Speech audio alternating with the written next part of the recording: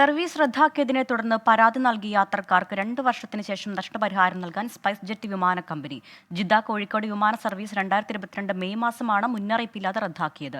Saudi civil aviation അതോറിറ്റിയുടെ ഇടപെടൽ മൂലമാണ് നഷ്ടപരിഹാരം ലഭിക്കാൻ വഴി തുറന്നത്.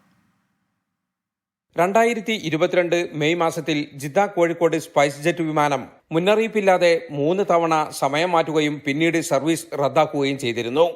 പലതവണ ജിദ്ദ വിമാനത്താവളത്തിൽ നിന്ന് മടങ്ങിയ യാത്രക്കാർക്ക് കൂടുതൽ ടിക്കറ്റ് നിരക്ക് നൽകി മറ്റു വിമാനങ്ങളിൽ യാത്ര ചെയ്യേണ്ടി വന്നു.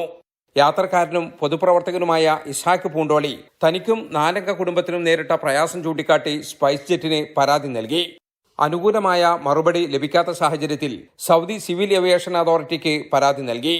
അതോറിറ്റിയുടെ ഇടപെടലുണ്ടായതോടെ ടിക്കറ്റ് ഒന്നിന് 7,555 രൂപ വീതം നഷ്ടപരിഹാരം നൽകാൻ സ്പൈസ് ജെറ്റ് തയ്യാറായതായി ഇസ്ഹാഖ് പറഞ്ഞു. സ്പൈസ് ജെറ്റിൽ നിന്നും ഇതുമായി ബന്ധപ്പെട്ട് എനിക്ക് കോൾ വരികയും സംസാരിക്കുകയും വീണ്ടും ഒരു കോംപ്രമൈസിന് വേണ്ടി ശ്രമിക്കുകയും ചെയ്തു. പക്ഷേ ഞാനതിന് വഴങ്ങിയില്ല എന്ന് മാത്രമല്ല, ഗാക്കയുടെ നിർദ്ദേശം അവർ പാലിച്ചുകൊണ്ട് എൻ്റെ പരാതിക്ക് അടിസ്ഥാനത്തിൽ കോമ്പൻസേഷൻ നൽകാൻ വേണ്ടി സ്പൈസ് ജെറ്റ് തീരുമാനിച്ചിരിക്കുകയാണ്. ഒരു ടിക്കറ്റിന് 7,555 ഇന്ത്യൻ രൂപ എന്ന നിലയിലാണ് അവർ കോമ്പൻസേഷൻ നൽകാൻ തയ്യാറായിട്ടുള്ളത്. വിമാന കമ്പനികളുടെ ഭാഗത്തു നിന്നും ഇത്തരം ദുരനുഭവങ്ങൾ ഉണ്ടാകുമ്പോൾ ബന്ധപ്പെട്ട കേന്ദ്രങ്ങളിൽ പരാതി നൽകിയാൽ നഷ്ടപരിഹാരം നേടിയെടുക്കാനാകുമെന്നും ഇസാഖ് പറഞ്ഞു.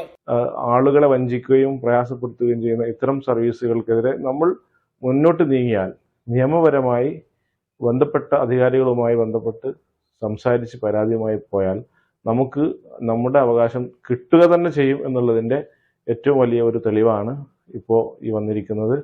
ഇന്ത്യയിൽ നിന്നും ഗൾഫിലേക്കുള്ള പല വിമാന സർവീസുകളും വൈകുകയോ റദ്ദാകുകയോ ചെയ്യാറുണ്ട്. ഇതിനെതിരെ നിയമ നടപടി സ്വീകരിക്കാൻ യാത്രക്കാർ മുന്നോട്ട് വരണമെന്നാണ് ഇത്തരം അനുഭവങ്ങൾ പഠിപ്പിക്കുന്നത്. ജലീൽ കണ്ണമംഗലം, 24 ജിദ്ദ.